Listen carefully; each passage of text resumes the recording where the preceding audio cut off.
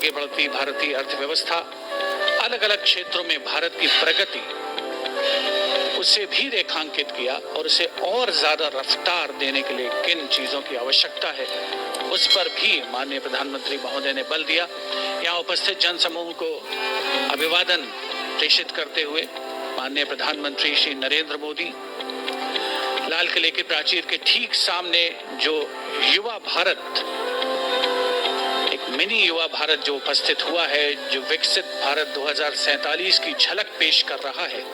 उसके ठीक सामने से गुजरता हुआ प्रधानमंत्री महोदय का ये काफिला लोगों की आकृति बनाई, एक संदेश दिया देश भर में उन सभी युवाओं को कि अगर आप कुछ ऐसा करना चाहते हैं कि जिसके बारे में चर्चा हो, जिसकी प्रशंसा हो, तो वो है देश निर्माण। वो होता है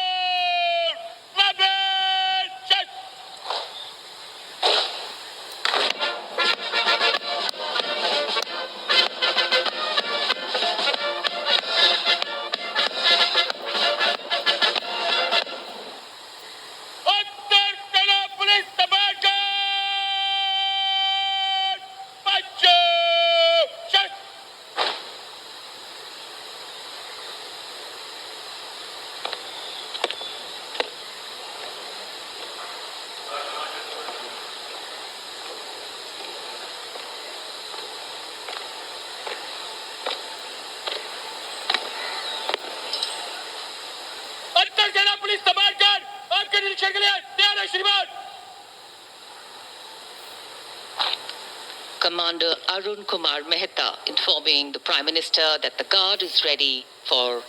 inspection and requesting him to do the inspection. And once the inspection starts, the band positioned there will strike up a slow march. प्रधानमंत्री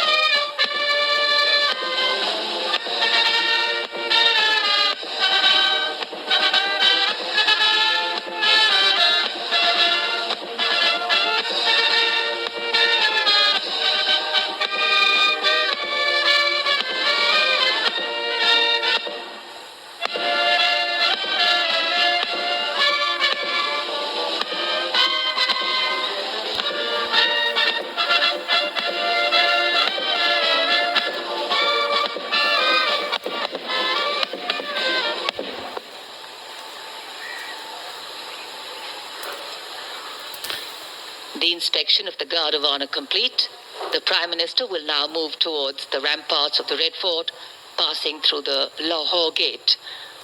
or the Lahori Gate, as it is used in common parlance. The flag hoisting ceremony, in fact, at the ramparts of the Red Fort,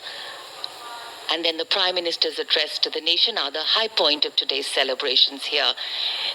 Knowing that the people of a democracy are its driving force, its engines of renewal and revival, the Prime Minister will share with the nation the progress made.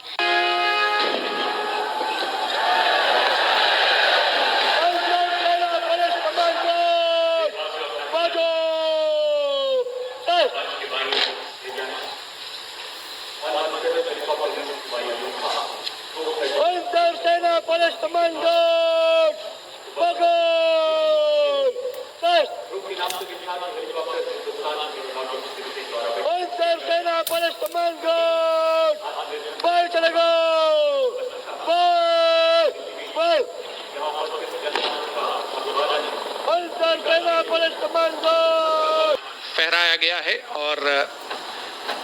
राष्ट्रीय ध्वज guard के जवान इस समय लाल किले की प्राचीर के सामने से प्रस्थान कर रहे हैं और यहाँ पर वायु विचरण करते हुए नजर आ रहे हैं। दो advance light helicopter line astern formation में,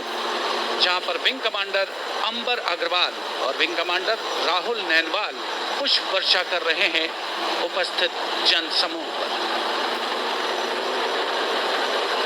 में फूल खिल रहे हैं और आकाश से भी दवाई का बिल स्वाभाविक हो जाता है। हमने जन औषधि केंद्र से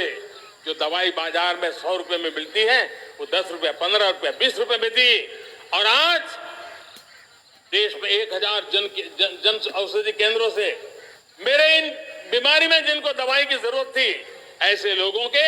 करीब 20,000 करोड़ रुपया उनके जेब में बचा है, और ये ज्यादातर मध्यम वर्ग के परिवार के लोग हैं।